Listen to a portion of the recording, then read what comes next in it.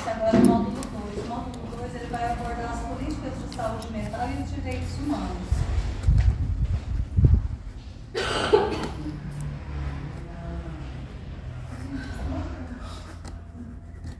Nessa unidade 1, gente, a gente vai falar um pouquinho da reforma psiquiátrica e as fases históricas dessa reforma, as premissas éticas e teóricas e diretrizes gerais da reforma psiquiátrica e as principais transformações que ela produziu.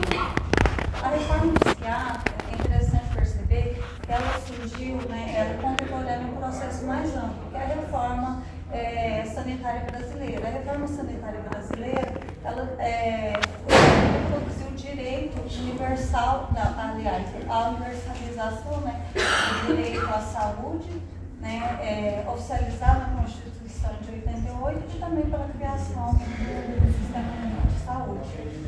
Apesar da especificidade de cada uma dessas duas reformas, ambas estão ligadas a movimentos sociais e também elas surgiram num contexto de ditadura militar. Vamos falar um pouquinho das fases históricas da reforma psiquiátrica brasileira, levando em consideração que o contexto ela é sempre dinâmico, E a primeira fase, gente, a primeira fase da reforma, ela vem fazer essa crítica ao modelo asilar, a crítica a esse modelo hospitalocêntrico, e da mercantilização da loucura. Essa primeira fase, ela vai dos anos 70, final dos anos 70, ao início dos anos 80, E no final dos anos 70, gente, começaram a surgir as primeiras críticas de violência, abandono por esses pacientes que estavam internados nesses hospitais psiquiátricos. Essas críticas elas eram feitas principalmente por jovens trabalhadores, que eram os estagiários, eram os bolsistas, que estavam atuando nesses hospitais psiquiátricos devido à falta numerosa de mão de obra, de insumos, vamos dizer assim, desculpa, gente, a falta crônica de pessoal nesses hospitais psiquiátricos, principalmente no Rio de Janeiro. Mas essas denúncias, elas não estavam acontecendo só no Rio de Janeiro, também estavam acontecendo em Minas, no Rio Grande do Sul, em São Paulo. Essas denúncias, gente, elas eram gravíssimas, que iam desde maus tratos até mortes evitáveis por doenças, assim, como infecções gastrointestinais, por conta da disseminação entre os pacientes, por conta da numerosa quantidade de pacientes ali, e das condições sanitárias também, que eram bem precárias, além de elevada mortalidade. E as internações, gente, elas eram de longa duração. Nesse momento, gente, o governo não agradou muito não dessas denúncias que foram geradas por esses estudantes, Aí a importância dos estagiários no serviço. Estagiários, oi? Olha a importância dos estagiários.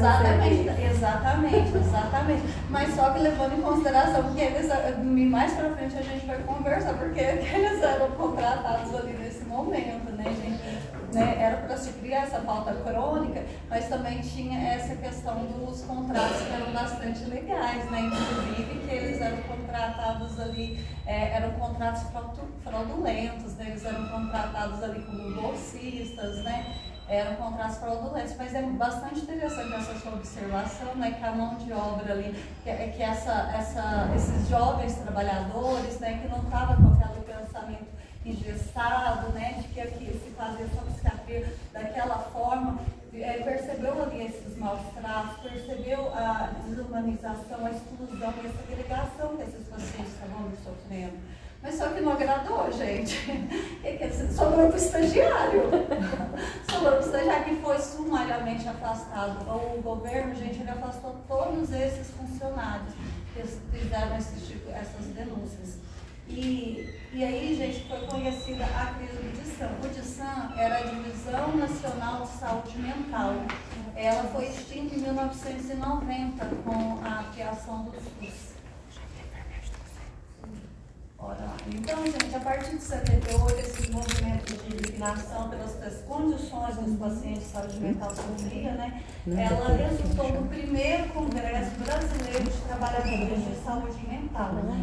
Gostaria que vocês pegassem bastante essa parte, né, que esse primeiro congresso foi realizado em 79, né, no Rio, com a participação de apenas 4 estados, né, representantes de 4 estados, que é o Rio de Janeiro, São Paulo, Minas Gerais e a Bahia. No ano de 79 também, gente, ele foi muito impactante, foi muito marcante, porque aconteceu, além de ter ocorrido o terceiro Congresso Mineiro de Psiquiatria, também teve a vinda do Franco Basaglia para o Brasil. O Franco Basaglia é um nome muito importante na psiquiatria, né? Ele já em 1900, na década de 60, ele já estava promovendo uma importante reforma, né, nos hospitais de Trieste e Gorizia, né, que ficam na Itália. Inclusive, em 78, né, ele foi feita uma lei, a Lei Basaglia, né, e o Basaglia veio aqui em 79, promoveu uma série de conferências nos estados de São Paulo, Rio e Minas Gerais. Inclusive, gente, ele teve uma visita pública em 79 no Hospital Colônia de Barbacena.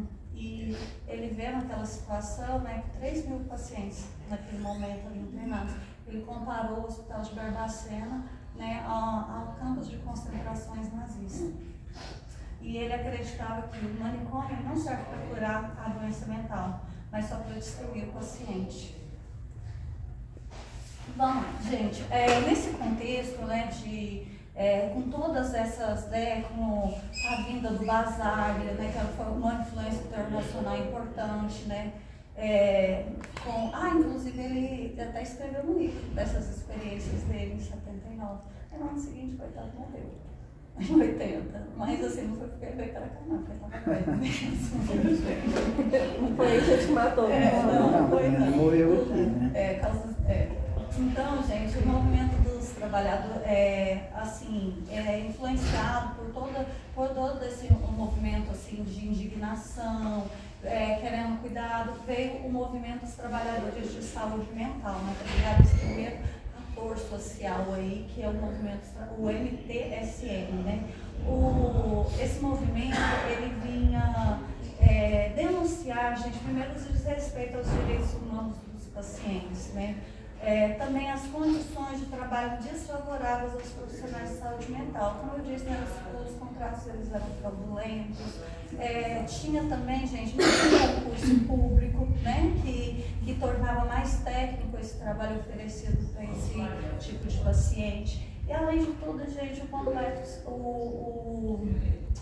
os hospitais ali, aqueles lugares, eram locais de puro abandono, de descuidado, de desrespeito, né? Além disso, a mercantilização da loucura, principalmente promovida pelos hospitais, né, privados, porém financiados com verba pública, né, porque eles foram criados a partir de 1966, né, com a criação do Instituto Nacional de Previdência Social, né, o INPS, durante a ditadura militar, e que eram, né, para os ditos, vamos dizer assim, desempregados urbanos, por esses segurados que só tinham direito aos segurados da Previdência Social. Então, vamos falar um pouquinho das razões, dos determinantes políticos, econômicos e sociais que levaram ao abandono do paciente psiquiátrico, né? Primeiro, gente, tinha uma ideologia que o paciente psiquiátrico ele deveria ser só tratado em meio fechado, né? Que ele era perigoso, que ele não poderia viver em sociedade, né? Que ele realmente deveria ser excluído, segregado, não poderia conviver ali em sociedade. Outra coisa, né, não tinha tratamento, outras alternativas de tratamento fora do hospital psiquiátrico. Era só meio ali nos ambulatórios, gente, eles eram raros, né, não tinha essa oferta, né. Além disso, não tinha existência de uma política de saúde mental nacional. Na verdade, sequer existiu uma política de saúde, né, nacional. E também, gente, convivia dois sistemas que não se comunicavam entre eles, né. Primeiro, né, os hospitais asilares públicos estatais, né, do Ministério da Saúde e das Secretarias Estaduais de Saúde, que o que, gente? Iam aqueles pacientes, né, de saúde mental, os ditos, vamos dizer assim, os indigentes, que eram o quê? Os trabalhadores rurais, que eram a população de rua, os migrantes. E aqui nesse meio a gente figurava nossos pacientes, viu? Que são os pacientes dependentes de álcool e outras drogas. E as clínicas privadas, né, como eu disse, né, que conveniadas ao Instituto Nacional Médica, né, da Previdência Social, que acolhia esses trabalhadores urbanos, né, os segurados da Previdência Social, e a regra ali era clara, gente, 100% de ocupação, né, 100% de ocupação, né, então as internações eram predominantemente de longa duração, né, cada paciente era considerado ali cheque ao portador, seguindo essa lógica da mercantilização da altura.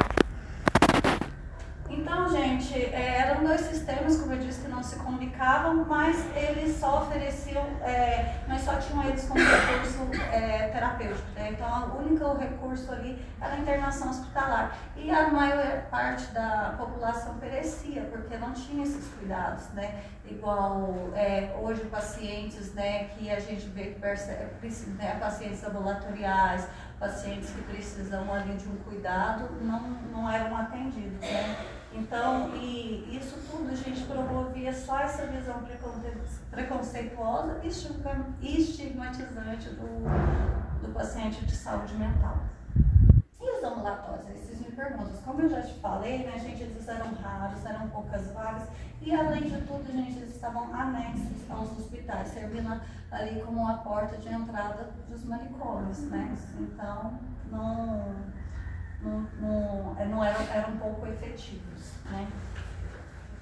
Encerrada a primeira fase, vamos pular ali para a segunda fase. A segunda fase ela já inicia ali nos anos 80, né? Onde tem os primeiros esforços para essa desinstitucionalização, quer dizer ali, gente, para tentar substituir esse modelo hospitalocêntrico, né? Buscando a criação ali dos ambulatórios e o movimento, né, pela mudança de conceito e da legislação. A reforma psiquiátrica, ela tentou enfrentar dois desafios. O primeiro desafio, gente, foi entrar no sistema asilar para transformá-lo, né? E eles, como foi feito ali na colônia Juliano Moreira, no Hospital de Engenho de Dentro, ali no Rio de Janeiro, esses dois hospitais, gente, eles foram construídos ainda no período colonial, com a vinda da família real no Brasil, são bem antigos, né? Diferente ali, como eu falei, né, dos hospitais privados, né, que foram criados ali, que são mais recentes, que é a partir de 1966. Assim como também aconteceu em Juqueri, né, e no Juqueri, em São Paulo, e no Hospital São Pedro, no Rio Grande do Sul, né. E também o outro desafio era ampliar a oferta do atendimento ambulatorial para esses pacientes de saúde mental que também não tinham acesso, e também esses pacientes que estavam ali em internações de longa duração, para eles serem atendidos em meio aberto, nos ambulatórios. Nos ambulatórios. Então, gente, mas sem nenhuma ação, né, em âmbito nacional, né, como eu disse, a primeira conferência ela envolveu só 4 estados, né, São Paulo, Minas, Rio de Janeiro e Bahia. E não tinha nenhuma, para fazer essa mudança de paradigma, né, e buscar essa substituição de um modelo hospitalocêntrico, tinha que ter uma ação em âmbito nacional, né, para que o que ali eles queriam atingir, essa mudança, né, acontecesse. E nisso, gente, em 1987 foi um ano marcante, né, para a saúde mental, porque primeiro teve a primeira conferência de saúde mental, né, convocada pelo Ministério da Saúde. Porém, gente, ela teve pouca representatividade. Mas apesar de tudo isso, gente, ali o que foi discutido favoreceu, né, que ali as mudanças, que as articulações pós-reforma fossem estendidas para os outros estados brasileiros. Teve pouca representatividade, mas o que foi discutido ali deveria atingir, né, ampliar para os outros estados. Também em 87, gente, aconteceu o segundo encontro dos trabalhadores, né, ali de saúde mental, né? Aconteceu em Bauru, em São Paulo, foi convocada pelo Movimento dos Trabalhadores de Saúde Mental, ainda o único ator social ali naquele momento, até aquele momento, o público-alvo eram os trabalhadores de saúde mental, usuários, alguns familiares e professores universitários. O objetivo, gente, formular coletivamente as direções políticas e estratégias para o movimento da reforma psiquiátrica. E o lema, gente, por uma sociedade sem manicômio. Inspirado também, né, tem uma inspiração internacional, principalmente, né, como eu falei lá, do modelo europeu ali, italiano, o francês. O movimento, gente, de defesa da reforma psiquiátrica, né, passou ali naquele momento ter um segundo ator social, que foi o quê? O Movimento Nacional da Luta Antimanicomial. E, gente, olha que interessante, congregava ativamente tanto usuários, né, usuários do serviço de saúde mental. Gente, estou falando rápido? Não, tá ótimo, continua. E outra... Vamos falar um pouco, aí teve em 87, né? Então foram esses dois. A primeira, em 87, a Conferência de Saúde Mental e o segundo Encontro Nacional dos Trabalhadores de Saúde Mental. Agora vamos falar um pouquinho das alternativas do modelo hospitalocêntrico. Olha que gracinha, gente, é o primeiro caso do Brasil, 37 anos.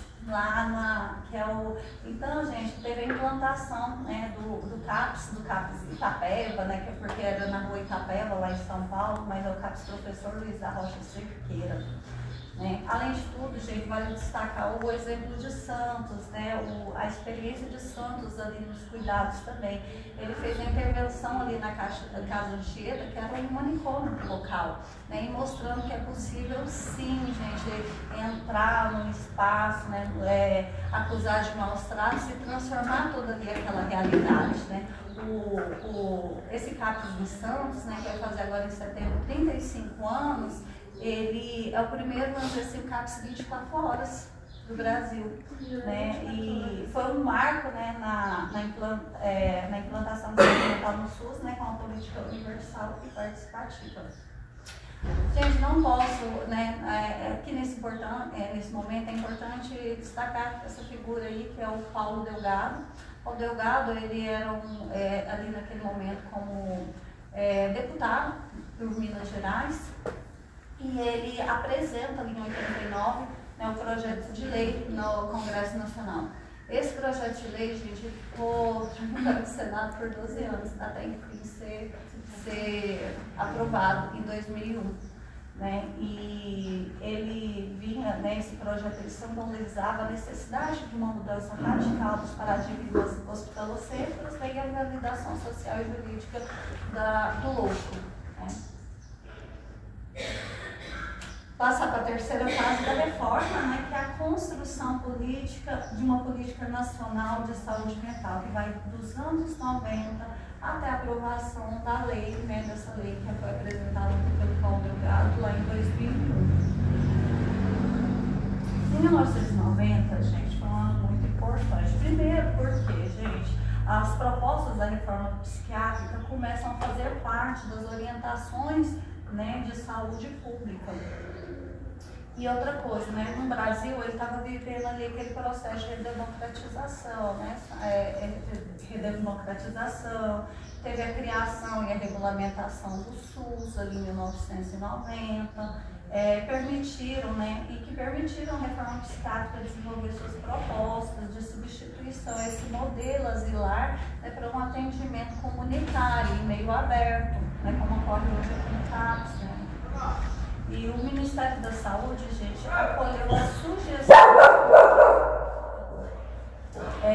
O Ministério da Saúde acolheu as sugestões dos movimentos sociais e criou as primeiras regulamentações para os serviços comunitários, né, como acontece nos CAPs, ou nos NAPs, né, que eram os núcleos de atenção ao serviço social.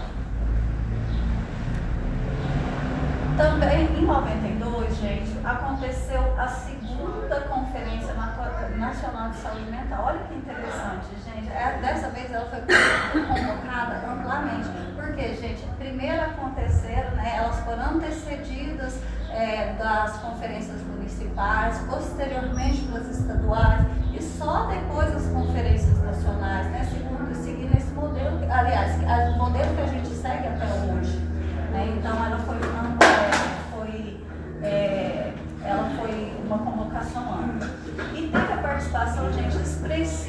usuários e familiares, né, que apoiava as propostas, né, de substituição desse modelo centrado em hospitais psiquiátricos para o atendimento em meio aberto.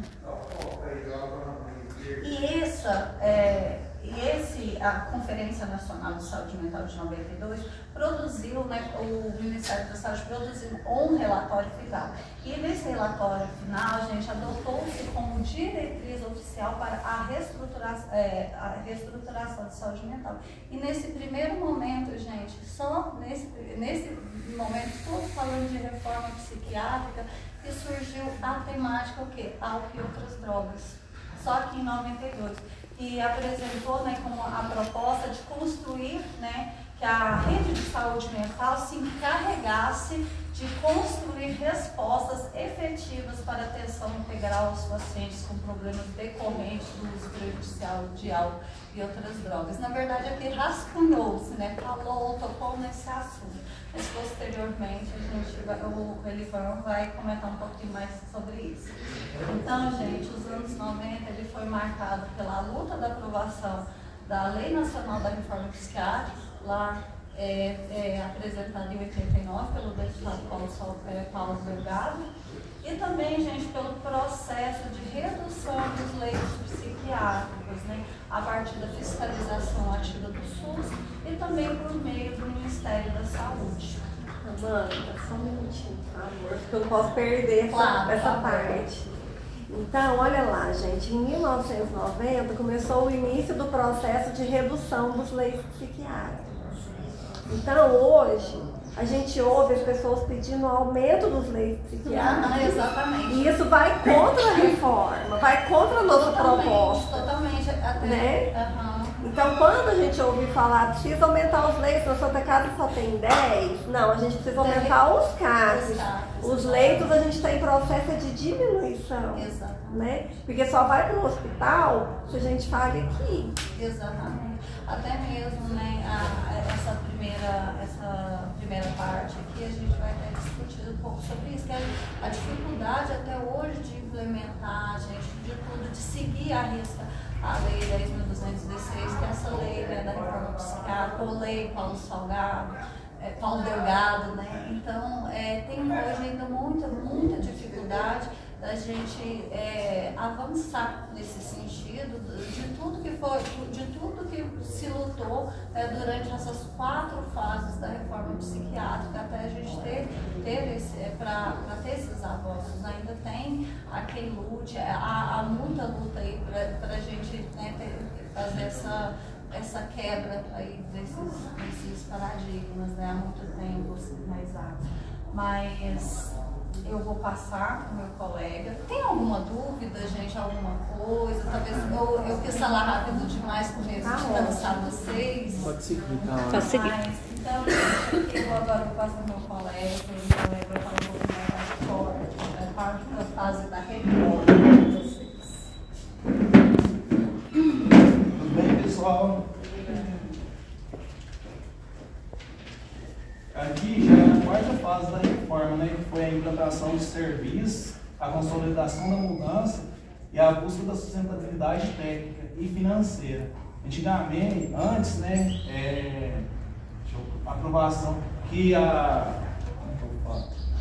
fase atual do processo político da reforma inicia-se com a aprovação da Lei 10.216 em abril de 2001, que foi, né, que antes o sistema anti-hospitalocêntrico não tinha uma lei que garantia as pessoas não tinham direito. A pessoa chegava no hospital, era mal atendida, aí veio, né, a consolidação nacional da saúde mental, que foi um marco na consolidação do ideário da reforma. Aí veio a visão de que as premissas centrais são a cidadania do usuário de serviço mental. Antes eles não tinham direitos, não tinham proteção. Aí com a lei 2010, né, 10 de 2016, veio para garantir. Aí veio os atendimentos, que surgiu a rede CAPS, que não tinha, e a consolidação da rede comunitária. e territorial de serviço de saúde mental, incluindo uma formulação de uma política do Ministério da Saúde para usuários de álcool e outras drogas. Aí, diante disso, foi baseado na sustentação política e jurídica de lei, que antes não tinha uma política, né, pautada na lei. E aí foi onde saiu o terceiro encontro. O governo federal estabeleceu normas claras de financiamento e organização da rede de serviços comunitários, por meio da portaria 33 de fevereiro de 2002, que foi onde definiu, né, as diversas modalidades de CAPS, dentre elas os serviços destinados à população de crianças e adolescentes, que é o CAPSI, e aos usuários de álcool e outras drogas.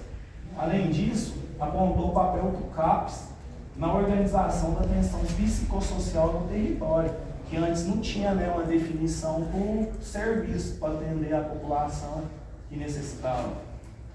Aí definiu que a articulação dos conceitos de rede e território deveria ser central para a nova modalidade de atenção comunitária, esta determinada pela Lei 10.216. Os avanços que tivemos com essa quarta fase da reforma foi a expansão regular dos serviços. Na época, teve aproximadamente 150 CAPs por ano, que foi aumentando, né, nas regiões até descobertas, que antes muitas regiões eram descobertas, não tinha apoio, não tinha nada. Aí, em 2004, teve o primeiro congresso brasileiro de CAPs, que reuniu 2.000 trabalhadores em todo o país, representando os serviços comunitários que estavam sendo criados. Em 10 anos, né, de 2001 a 2010, foram incorporados mais de 30 mil profissionais, em geral, que eram jovens recém-formados que necessitavam de supervisão e educação permanente e segurada. Que é isso que a gente está tendo aqui, esse treinamento, né, que antigamente a equipe profissional não tinha um treinamento. E isso aqui que a gente está fazendo agora aqui, ó, está sendo bacana. Para mim está sendo bastante proveitoso, porque para mim é muito novo a saúde mental, essa visão que eu tenho hoje, tipo, de trabalhar o ser humano, não ver só o estado clínico dele, que às vezes eu pensava assim, muitos de vocês aqui falam, a pessoa está fazendo isso porque quer, mas tem um lado social, tem várias coisas que antecederam para aquela pessoa, né, chegar a estar assim. E hoje a gente pode fortalecer eles. Tem várias políticas que podem melhorar e vai melhorar com o passar do tempo. Eu acho que foi estava lendo a Constituição Federal, né, que é a Constituição Cidadã. Teve um desses encontros aqui, eu não sei se foi a Amanda que falou, que quando eles colocaram lá os direitos individuais, direitos coletivos, pegou dessa ideia, do trabalho com as pessoas em saúde mental, que eles tiraram alguns trechos de lá. E até vai estar aqui na 10.216. Elivan, aí, ó, em 2004, quando tem o primeiro Congresso Brasileiro de CAPs, e que aí vai representantes dos serviços que estão sendo criados, também é criado o nosso primeiro CAPS aqui em Araguari. Então, o nosso primeiro CAPS aqui foi criado em 2004. Foi em 2004? Nessa época. Então, a gente não perde tempo. Ressaltando que a Karen estava lá. Eu não estava lá, não. Eu estava chegando. Eu cheguei em 2006. Caramba. Mas quando você era Qual foi o primeiro CAPS? Então, o primeiro CAPS foi em 2004. 2000 eu estava no dia que a lei foi? Eu CAPS adulto. Eu estava no dia da lei da 10.2016, quando ela foi sancionada, teve uma grande festa lá no Ibirapuera. E eu era aluna, eu fui para a faculdade. Você era um dos estudantes? Eu era um dos estudante. Caralho! Belo Horizonte, como estudante, primeiro período, quando foi o nosso código de ética. Fizeram Tá vendo? A gente tá na história. Fizeram diferença. Você não estava entendendo o que estava acontecendo. Não, eu estava achando tudo bonito, mas eu não estava entendendo. Aí, qual que é os desafios que a gente tem hoje? Até hoje tem, né? Que é a sustentabilidade financeira. Que que é o aporte regulado, os 3 níveis. Os 3 níveis são qual? Federal, estadual e municipal. Então a gestão do SUS depende desses 3 itens, então tem essa certa dificuldade. Tomara que tenha melhorado, mas então tá assim. A sustentabilidade técnica, que é de novo isso aqui que a gente está fazendo, né? Que é segurar a qualificação, supervisão, formação permanente que a gente tem com os matriciamentos. E assim, cada dia que passa eu acho que eu aprendo um pouco mais. Trabalho formiguinha. Padrões técnicos de excelência, ampliação da capacidade de acolhimento de novos usuários. Então, quer dizer, a gente tem nessa formação da gente, a gente pode conseguir ter um atendimento mais empático, né, com mais empatia, tratar o cidadão, tipo, não porque eu tenho uma função que eu sou melhor que o outro. Então, acho que é isso, a gente se pôr no lugar do outro e trabalhar as potencialidades dele. Eu acho que cada dia a gente vai evoluindo. Eu acho que todos os profissionais aqui, ó, eu entro ainda tenho muita dificuldade, que se falar a verdade eu estou até nervoso, mas eu acho que a gente pode evoluir, assim os pacientes também. Então, só que é um trabalho de formiguinha mesmo. Aí aqui, ó, sustentabilidade política, apoio da gestão pública e da população usuária e enfrentamento das oposições que a Proteção Informa enfrenta. O que aconteceu? Na época, o pessoal que estava fazendo a lei teve que ser muito resistente, porque a população usuária também carecia dos serviços, né? Porque muitas pessoas tem o retorno, né? O melhor é o que? O hospício. A pessoa não cabe na sociedade, ela não segue as regras da sociedade, para onde que ela tem que ir? Não, vamos tirar, ela está incomodando na minha família. Aí eu, a Patrícia, todos aqui, nós passamos por isso. A família querendo voltar ao hospital sempre, que é igual vocês falaram, a gente voltar lá no passado e perder tudo que foi construído, né? É o que a gente estava falando, era difícil, assim, a pessoa, nesse momento, até hoje, é difícil você ver essa visão, né, estigmatizante do paciente de saúde mental, né, do paciente, né, usuário de álcool e outras drogas. Até hoje ainda é um desafio, né? Como a Karen falou, ainda a gente lutando para diminuir os leitos em hospitais, né? Psiquiátricos, né? E há quem julgue que tem que aumentar, né? Tudo isso, e que vai contra todas ali essas conquistas, né? Realizadas pela reforma psiquiátrica. Vocês não imaginam o tanto de gente que me procura pedindo que a Guari tem que ter um lugar para internar essas pessoas de longa permanência. Tem que montar um lugar, gente, cadê um lugar para internar essas pessoas? Assim, eu tinha até anotado aqui, ó, paciente, pertencente a todos. Profissionais também. Profissionais também. Mas as famílias pedem. Eu tinha até anotado isso. De outra secretaria, sabe? Gente que está ajudando, às vezes, a organizar aquele caso, fica muito frustrado. Nossa, o que nós vamos fazer? Precisa arrumar um lugar e internar essas pessoas. A gente se sente impotente. Não tem paciente que a gente sente impotente. O que a gente vai fazer com o paciente? Sendo que até a família não quer. A gente tem que fazer isso. Eu tinha até anotado aqui, ó, o paciente é pertencente a todos os espaços acessíveis públicos. Então eles têm acesso a todos os lugares. Elivan, você me permite fazer uma observação? Rapidinho.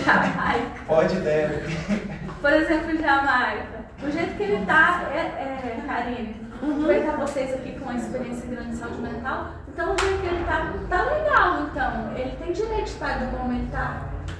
Tem, a partir do momento que ele estiver colocando, se a vida dele estiver em risco, igual aconteceu já da gente ver ele na rua, sem condição. Não, mas assim, tem que ver o tamanho do risco e a proporção. Teve uma época que o Jamaica não conseguia ficar na rua. Ele estava totalmente vulnerável, ele não conseguia se defender. Ele está nessa situação?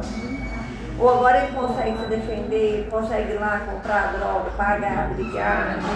Se ele estiver conseguindo se virar na rua, ele vai estar vulnerável, mas é a casa dele, praticamente passou a vida na rua.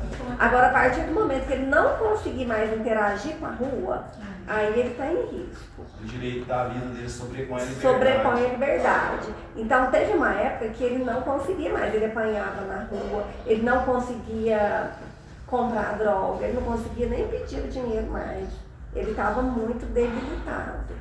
aí a gente precisa intervir. Ele vai chegar nisso de novo. Não, a gente interviu, mas aí sempre eu escutei o questionamento, aqui no CAPS não é o lugar adequado. Aí eu sempre perguntei, o promotor sempre pergunta, qual é o lugar adequado? Então, não Sempre vou fechou reforma, tudo. até ele vai chegar aqui, eu vou, Ele é pertencente a todas as leis. não, mas deixa eu, assim, eu vou atropelar um pouquinho, porque o Edivan ainda vai falar disso, mas no momento, gente, né, quando teve ali, com a redução desses leitos psiquiátricos, né, psiquiátricos mesmo, eu que fui gaguejando aqui. Mas, assim, né, às vezes aconteceu de uma forma muito desorganizada em alguns municípios, né? Talvez Araguari seja um deles.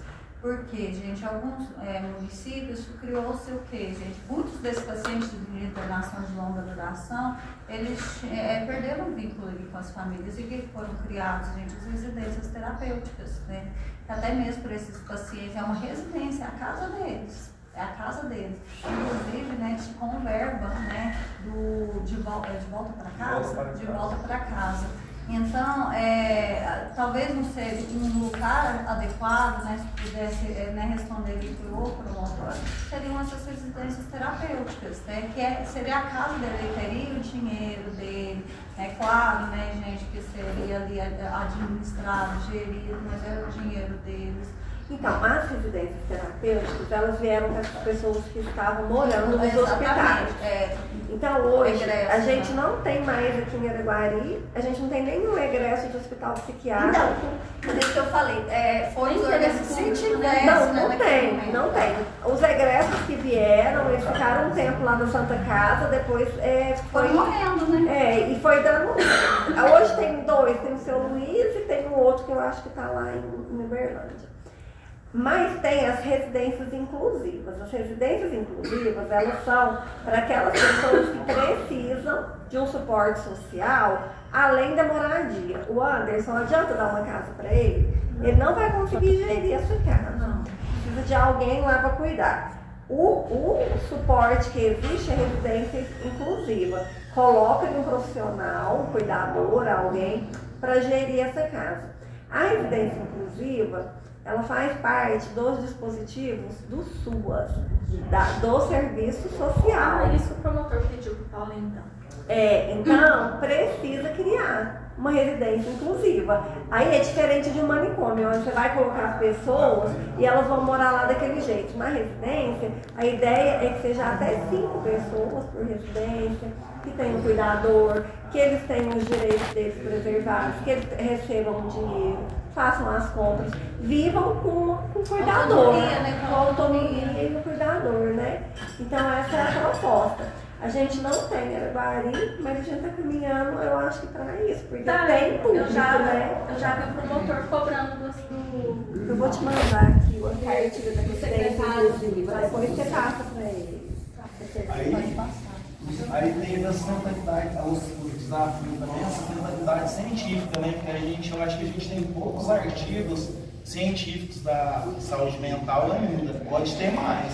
Aqui, ó, é aprofundar os mecanismos de produção e divulgação do conhecimento científico sobre a saúde mental comunitária no Brasil. Aí eu acho importante enfatizar as escolas, vários lugares, pessoal, a gente que é o pessoal agora capacitado da saúde mental, ir lá e repassar essa visão que eles têm, né, e tentar mudar do modo que a gente tem hoje.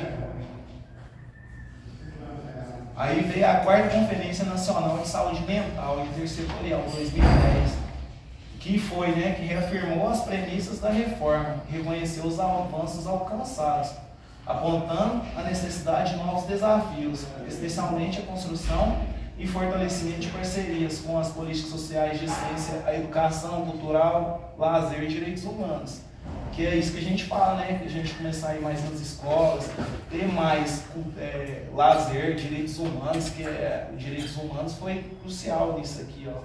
Ver o cidadão com dignidade, né? Qualquer pessoa tem direito à dignidade, seja quem for. O cuidar das pessoas com problemas decorrentes do consumo de álcool e outras drogas. Isso aí foi assumido definitivamente pela saúde mental. Porque vocês lembram lá, gente, que com aquele relatório que foi produzido da saúde mental ali, a primeira vez ele tocou nesse assunto do álcool e outras drogas. Nesse momento aí, né, realmente a saúde mental, ele vai começar a acolher esse paciente de álcool e outras drogas, né? Como eu falei, ali rascunhou, aqui efetivou, nesse momento aqui efetiva esse paciente de álcool e outras drogas, né, pela saúde mental.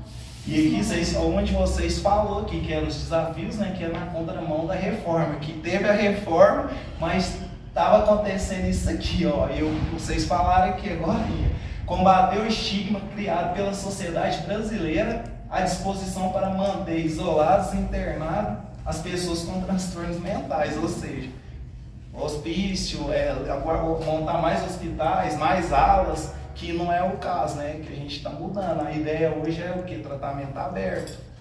E combater a ideia de que os usuários de álcool e drogas precisavam ser internados para se livrarem dos problemas por seu uso.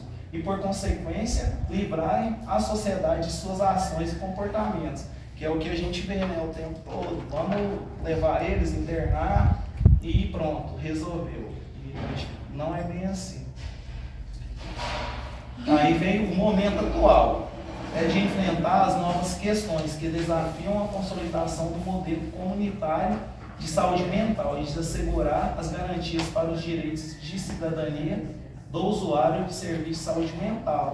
Essa lei, né, 2016, ela veio para garantir que as pessoas têm até aqui, ó, acho que eu vou olhar por aqui mesmo, que elas têm direito a tudo. Um exemplo, e o enfrentamento com o problema das drogas, oferecimento de atenção psicossocial comunitária, visando a autonomia do usuário, que foi o que a gente falou, né, que o trabalho da gente visa a autonomia, a gente dá vara, ensina eles a pescar, e tem que ter o suporte também, porque sozinhos eles não vão fazer. Mas ensinar, acompanhar, é o serviço que a gente faz, o social, acompanhar as famílias, dar autonomia delas para saber lidar com as dificuldades deles, reconhecer, né, e evoluir.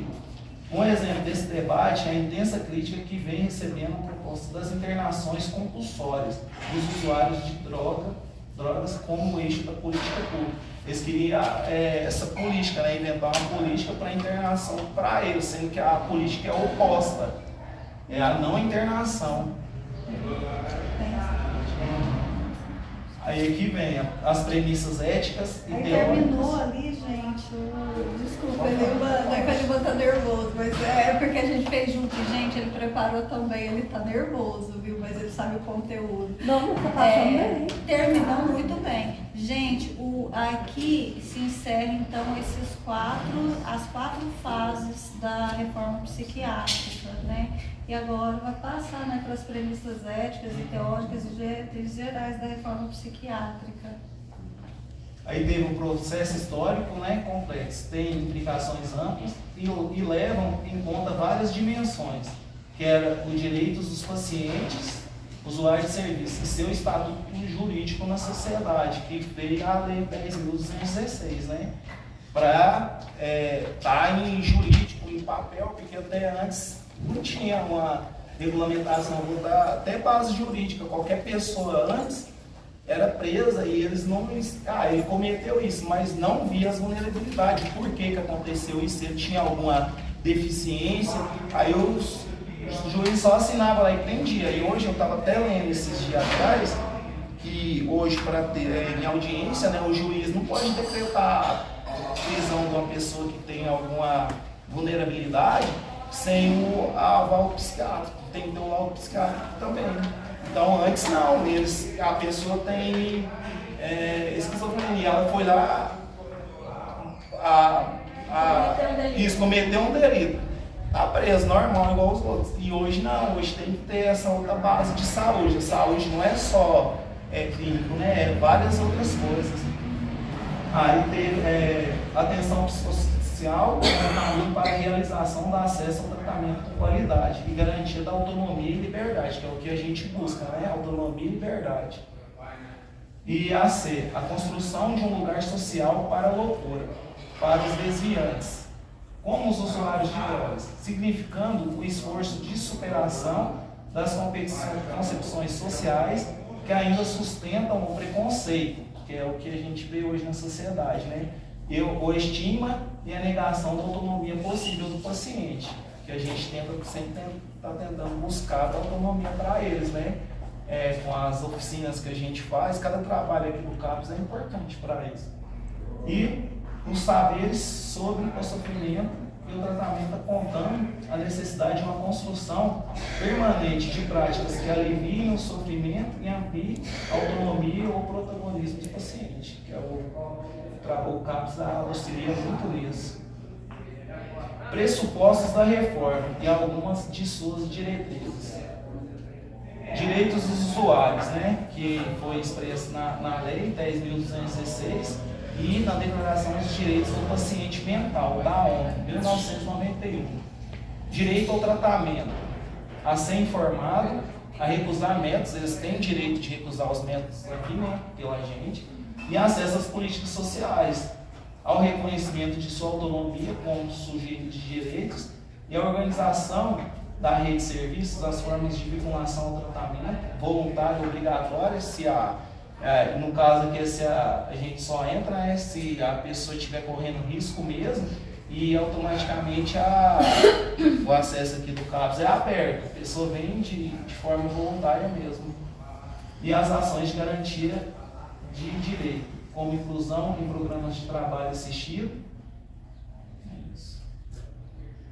Aí vem a organização da rede de serviços de base comunitária, que veio, né, o serviço substituto no modelo hospitalocêntrico, oferecendo cuidados em aberto, próximo da residência do paciente, conforme prevê a lei.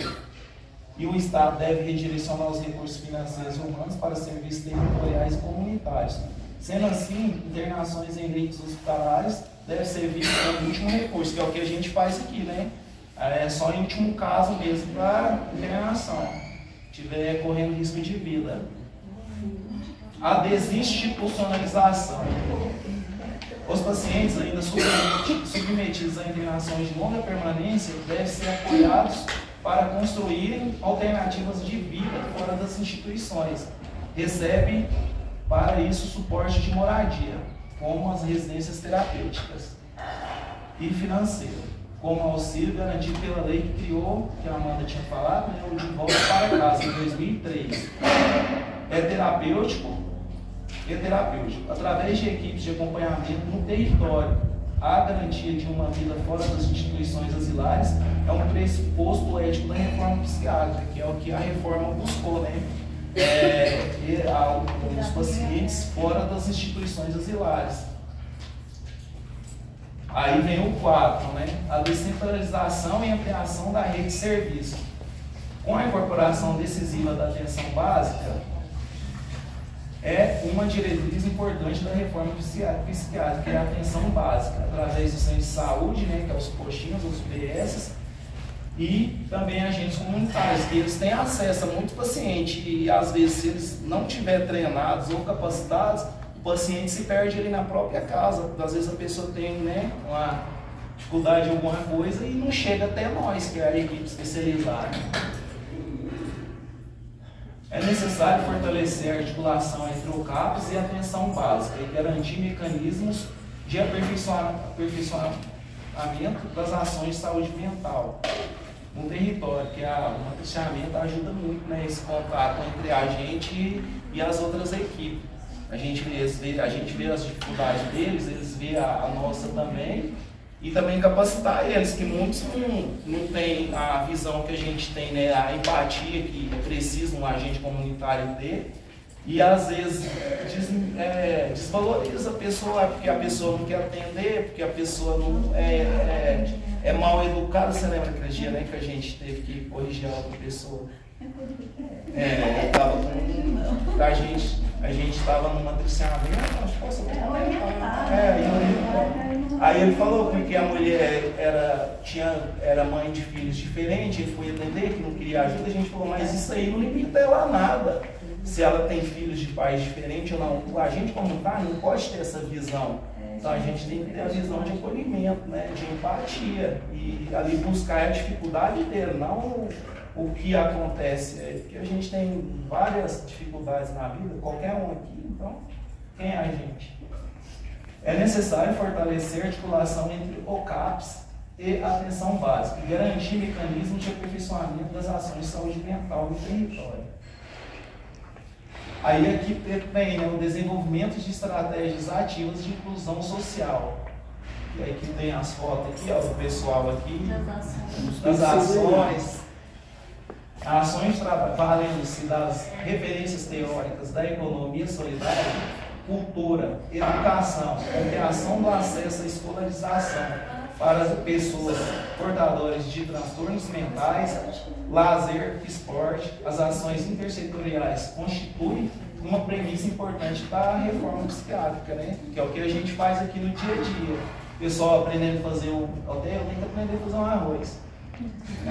Caminhar. O que era isso? Espada da oficina.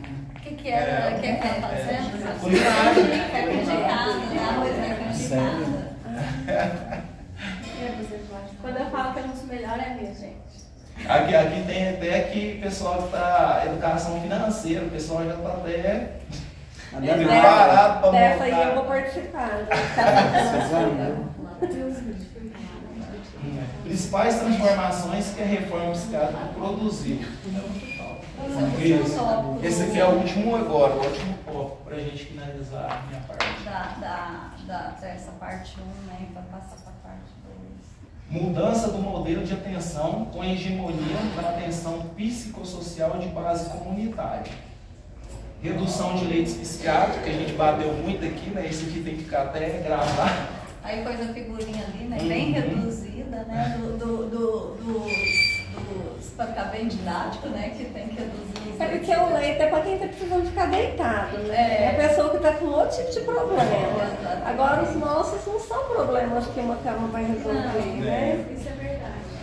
Implantação de serviços comunitários com financiamento crescente da saúde mental pública, viabilizando os serviços oferecidos pelos centros de atenção psicossocial. A imagem ampla ali, para mostrar que realmente tem que ser ampliado Tem esse diferença, serviço. né? Gente, era o que eu tinha lá de baixo, eu tinha pagado. Nossa, que foi lindo, né? Olha aí, pessoal, Que lindo aqui, lindo. ó. Nossa, que povo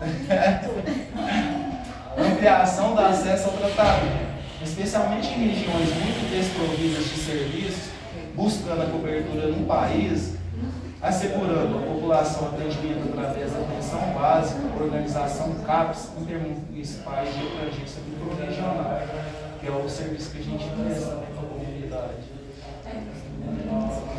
Desenvolvimento de diversas iniciativas de inclusão social e produção de autonomia para os usuários de serviços de saúde mental, com projetos de geração de renda e cooperativas sociais e ações culturais disseminadas por várias regiões do país, né, que é o trabalho que a gente faz, tentar promover geração de renda.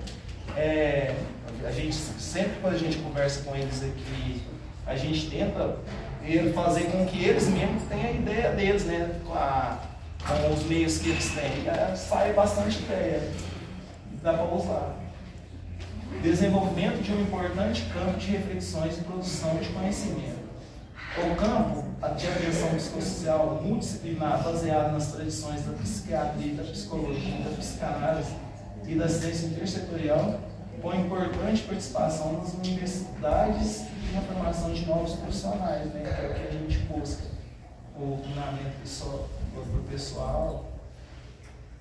A política nacional para o uso de álcool e outras drogas. Entrou no projeto da reforma a partir de 2001, porém ainda enfrenta imensos desafios, né, os quais precisam ser vigorosamente enfrentados para que não aconteça um processo com relação às conquistas da reforma psiquiátrica e no avanço democrático em nosso país, que é a resistência que a gente tem até hoje das pessoas de entender, até de alguns campos políticos também. O retrocesso é a opinião de muitos juízes, promotores, de várias pessoas do poder, né, dos poderes. Eles têm O retrocesso, eu tenho medo desse acontecimento aí estruturalmente. Aí esse dia eu estava vendo até para esse trabalho de uma defensora pública falando sobre isso, que teve um caso que ela teve que intervir, que o juiz não sabia como abordar a pessoa que estava, nesse caso, nesse transtorno mental. Aí ela teve que explicar que saiu um regulamento lá. Tinha uma mãe ontem irredutível aqui, querendo internar que o promotor que vai mandar para contenção. Então, tem esse trabalho. Não adiantou orientar. A ameaça desse modo de reforma psiquiátrica é ameaçar o projeto da sociedade ao qual o movimento está afiliado, é criar a gente.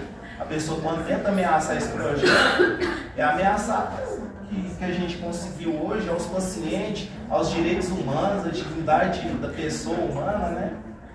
Eu acho que é obrigado, gente.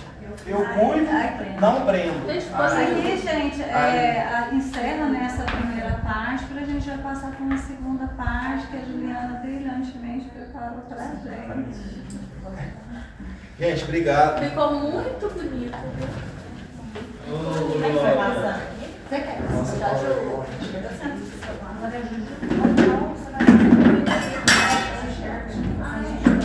O grupo da Juliana era sozinha? Não, mas é a Karine e o Matheus. A Juliana A Juliana é corresponsável pela unidade. L Deus. É a parte 2, gente. É a parte 2 do grupo, né? Eu vou falar de direitos humanos, saúde mental e drogas na contemporaneidade brasileira. Os direitos humanos são um caminho inevitável de abordar. Bom, o que são os direitos humanos, né? Eles são pressupostos que vão orientar a abordagem de saúde mental, né? Porque como o Elivan já falou, ele já citou anteriormente, mas vocês devem estudar isso muito na ciência social, né? Os direitos humanos vieram aí para dar a dimensão de igualdade para todo ser humano, né? Equidade. Afirmar os direitos, né? O sujeito em seus direitos, né? A produção de saúde está ligada à afirmação dos sujeitos em seus direitos. Bom, devemos refletir que o consumo de drogas está presente em todas as classes sociais, assim como o sofrimento que acompanha. Mas a gente não pode deixar de entender que as classes sociais mais pobres, né, elas são as que mais sofrem, são mais expostas, né? Então tem um sofrimento maior acompanhado.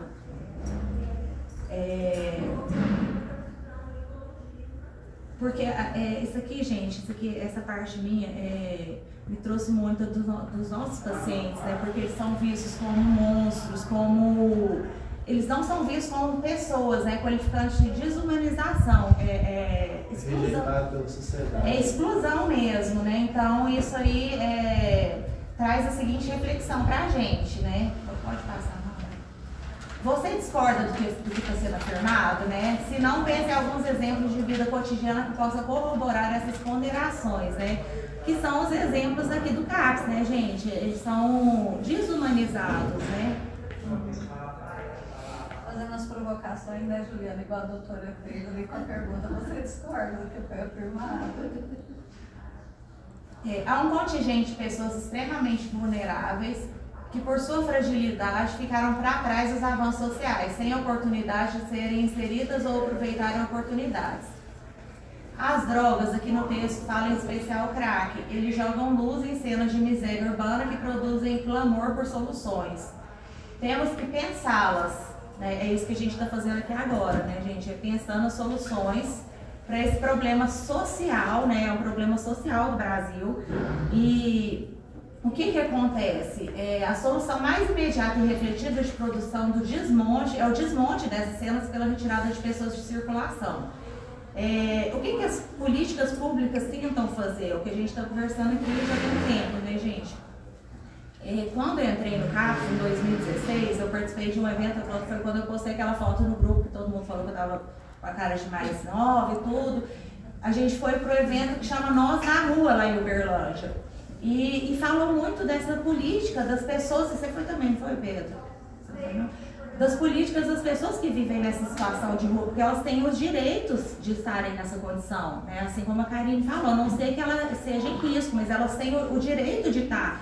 E é um direito constitucional, né? Porque é o direito de ir e de vir. Então, esse dia eu até comentei ali na sala que eu fico muito indignada quando eu vejo esses movimentos. Por exemplo, chamam para reunião, gente, o que a gente vai fazer com os moradores de rua? Né? Porque eles incomodam as pessoas, né? Porque é sujo, porque é feio. E logo que eu participei desse negócio do Nós na Rua em Uberlândia, teve aquele movimento daquele prefeito de São Paulo na época, o João Dória. Vocês lembram daquilo? Teve uma repercussão muito grande nacional de retirar as ruas, de limpar. Eles estavam retirando mesmo lá na Cracolândia de São Paulo e colocando as pessoas nas internações, né? Então isso é um exemplo do que o texto traz. A gente é uma tentativa de limpeza, né? Porque é sujo, porque é feio, porque o morador de rua incomoda, porque ele é visto como monstro, como lixo, né? E a gente, como profissional de saúde, os gestores de saúde, né, a coordenação, os profissionais, a gente tem que mudar isso, né, para que não retroceda os direitos que já conquistaram. A Patrícia falou, eu tenho medo disso acontecer, porque as políticas, os poderes, né, eles vêm de outra forma. Mas a gente está aqui para isso, para que a gente lute, né, pelo direito do cidadão, né, e pelo direito que a gente já conquistou, né. Lá na parte de direitos humanos vai falar isso, que direito, ele conquistado, ele não pode retroceder, né? Ontem a gente fez um acolhimento aqui, eu e a André, que ele é morador de rua e ele quer estar nessa condição, né? Não quer ir pro abrigo, não quer. E é um direito dele, sabe? Tá tudo bem nisso. E os moradores próximos da praça que estão incomodados de vê-lo na praça. São as pessoas, não ele. Porque, gente, se você for ver, as pessoas que estão em situação de rua, eles também têm, por exemplo, eles não têm conta para pagar, igual a gente tem, né? Eles acordam a hora que eles querem. Então, assim, tem as vantagens que eles encontram também, tá, nessa situação. Não tem ninguém enchendo o saco porque ele está usando droga, né, ali dentro da casa, por exemplo. Então, eles vão ter também as coisas que eles vão achar como vantagem.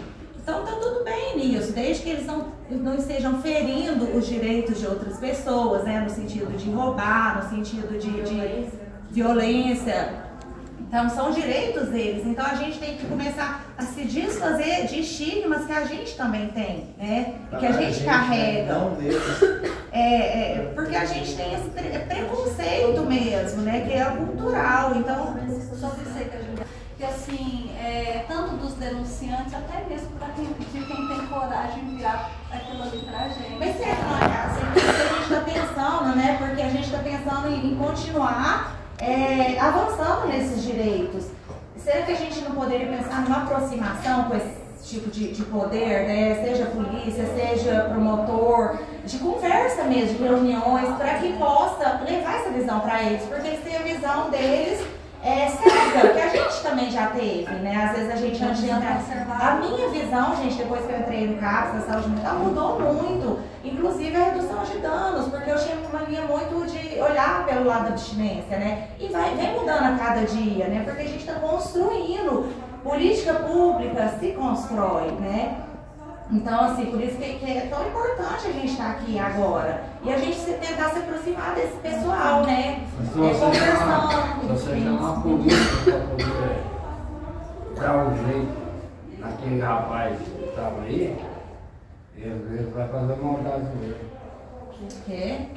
Se você chamar a polícia para que esse rapaz A polícia faz maldade. Isso, inclusive o pessoal assim, que mora em rua, vê a polícia como inimigo, né? Você acha que a polícia vai ver como o quê? Como bandido, como marginal, né? A polícia Um cara com brinco, daqui tamanho, uma argola, daqui tamanho. Também veio pra cá. Momento algum eu como um café, um pouco de cigarro. Eu cedia ali no baixo para ele, cedia o fumo. Vai poder fumar. Porque você viu ele como uma pessoa, né? Eu tratei ele como uma pessoa. Lá de fora, ele tratado como bandido. E essa é a nossa luta, né? Que ele vai falar. A demanda social por intervenções coercitivas, que incluem as internações involuntárias, compulsórias, surge desse tipo de reação, né? E alivia suas consciências atribuindo-se poderes mágicos de cura para justificar atos que, longe de promover solução ou tratamento eficaz, representam sobretudo exclusão, né? É o que a Patrícia falou também na apresentação dela, que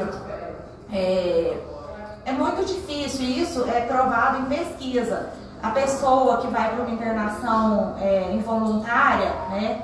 Falo que principalmente da involuntária, aquela pessoa que é pegada à força e levada, é muito difícil ela continuar a recuperação dela, né, lá de fora. Porque você tira a pessoa daquele lugar, coloca em outro lugar e depois ela vai voltar para onde ela estava. E aí? Depois daqui ela chegar para onde a pessoa é mandada? Justamente. A pessoa é mandada lá para a casa de Davi. Só quem passou na casa de Davi sabe o que era. Eu passei por lá. Lá não é a mesma coisa. Aqui você tem mordomia. Tem um tratamento humanizado, né? E você tem mordomia. Lá você não tem mordomia. O reconhecimento pelas pesquisas, aí fala, são dados de pesquisa, de que as estratégias de segregação, porque está promovendo segregação, né? Você está colocando a pessoa ali e excluindo, não beneficiam os indivíduos de proporção equivalente à recuperação voluntária. Mas isso, gente, não diminuiu o ímpeto pelas ações de dissolução à força dessas cenas ou pelo isolamento forçado de usuários. A questão: o que fazer com pessoas que usam drogas se encontra em disputa na sociedade brasileira, perpassando diferentes pontos de vista sobre as origens da exclusão social e trazendo à tona as mais distintas noções sobre segurança pública e políticas de saúde. Então é uma questão que a gente tem que pensar, né? O que a gente vai fazer, né, com essas pessoas, né? A atenção em saúde mental é um processo em constante evolução e historicamente redefinida a partir das experiências dos serviços e das equipes. Aí uma reflexão que fica aqui para nós, né? Diante disso, como encontrar caminhos para a atuação mais adequada possível enquanto profissionais? Como evitar abordagens que promovam mais exclusão do que atenção? Quais são os limites de atuação para os profissionais de saúde mental? É uma reflexão que fica para a gente, né? Para a gente refletir mesmo. Um dos caminhos a serem percorridos passa necessariamente pela promoção do entendimento quanto à dimensão humana do fenômeno de uso das drogas. Para tanto, é necessário promover o deslocamento dos olhares centrados nas substâncias consumidas e direcioná-los para as pessoas em seus trajetos históricos, políticos, culturais e econômicos. O olhar voltado para o conteúdo humano do fenômeno depende da aproximação entre profissionais, gestores e usuários, né? Por isso que é importante a gente, igual o Anderson está participando aqui, é importante esse olhar deles. É igual quando a gente foi no Nós da Rua, os moradores de rua participaram junto com a gente. Eles têm que ter esse espaço de fala. As assembleias, né, que eu não participei de nenhuma até hoje, mas que vocês fazem, que são promovidos, é um espaço também de ouvir eles, de ouvir o lado deles, porque é igual ele falou, eu nunca passei na casa de Davi, né? Eu nunca morei na rua, muitos me falam isso nos meus grupos, você nunca teve na minha situação.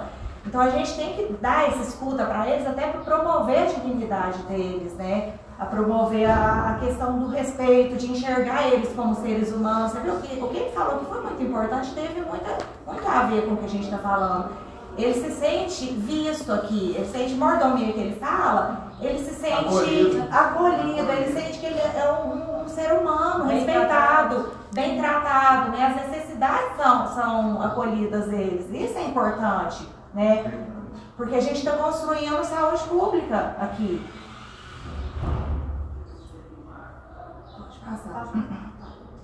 A aproximação com a realidade dos usuários depende do reconhecimento de tais pessoas como iguais a todos, como pessoas ainda que diferentes. Direitos humanos como ferramenta inevitável para o reconhecimento da igualdade em suas dimensões. auditorias, né, falando dessa aproximação, né, dos usuários, e como isso que você disse, né, quando você escutava ali, né, sobre os usuários lá.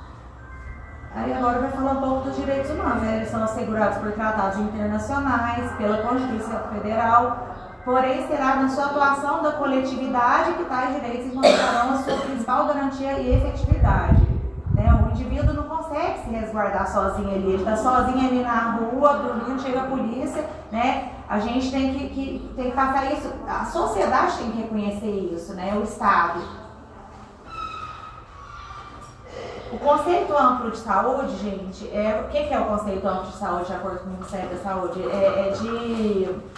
O conceito de, não é só a ausência de doença, né? É a saúde em seu completo, bem-estar, né? Aquele conceito amplo de saúde, ele vai promover dignidade e solidariedade, né? Que passa pelo reconhecimento das dinâmicas complexas nas quais se inserem as pessoas, todas com nome, sobrenome e história. E até aqueles que não têm, né? A gente já teve um paciente aqui que não tinha nem sobrenome, né? Mas ele tem uma história, você lembra do Sossegado? O Sossegado tá aqui, gente, eu vi ele ontem. Mas ele tem uma história, se você sentar e conversar com o Anderson... Ele conta a história como ele ganhou o nome de Sossegado, né? Então assim, todos eles têm uma história, tem um porquê de estar ali, né? Assim como já foi falado aqui também, a questão da ferida na infância, o que levou a essa pessoa ser o que ela é, a estar onde ela está. E eu aprendo muito aqui no CAPS, porque, gente, igual a Amanda já falou, eles já viajaram muito mais do que eu, né? Eles conhecem muito mais coisas do que eu. Muitas histórias, né? Muitas histórias, e vão indo e vindo, né? E me incomoda muito essa questão dessa implicância quando eles têm gente, mas ai, mas os mendigos ficam indo de ali, saindo pra cá, porque, gente, eles têm o direito deles. E às vezes as pessoas que julgam jamais, nunca passou por uma expressão da questão social igual eles passam, que é falta de moradia, tudo, né? Violência. Os movimentos de saúde no Brasil já têm realizado a passagem dos loucos, dos alienados para o lugar social de cidadãos, independente de seus transtornos mentais. Então é isso, parar de ver como louco, como drogado, como alienado, para ver como cidadão, como um ser humano, assim como eu, como você, que tem os seus direitos e os seus deveres, né? Isso é uma coisa que você vai, se você sozinho, não vai conseguir mudar nunca. Não, gente, por isso que a gente vai construindo, né, juntos. Nunca. Porque o mendigo tá ali, o mendigo, ele tem onde procurar, mas só que ele não vai sozinho. Se não for você pegar ele e levar ele, e colocar numa casa de apoio,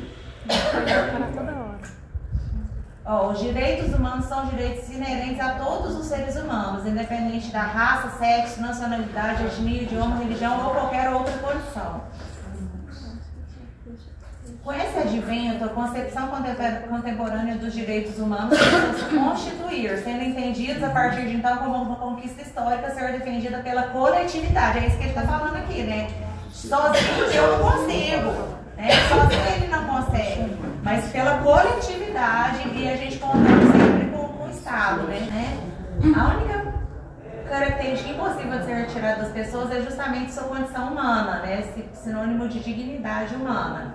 Os direitos precisam ser reconhecidos e garantidos pelo outro, pela sociedade. É o que eu falei, não adianta, né? Ninguém consegue fazer o direito ser reconhecido sozinho. Disso decorre responsabilidade coletiva, que será sempre sustentada pelo reconhecimento do outro em sua condição humana como igual, o que permite o estabelecimento da solidariedade, que é o princípio básico dos direitos humanos, a solidariedade. Eu só consigo enxergar o outro como se eu tiver solidariedade por ele. Exatamente.